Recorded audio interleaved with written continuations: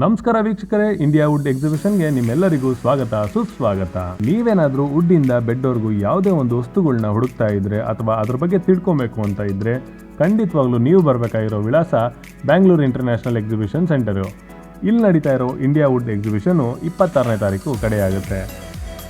Address registration link ಡಿಸ್ಕ್ರಿಪ್ಷನಲ್ಲಿ ಹಾಕಿದ್ದೀನಿ, ದಯವಿಟ್ಟು ನೋಡಿ.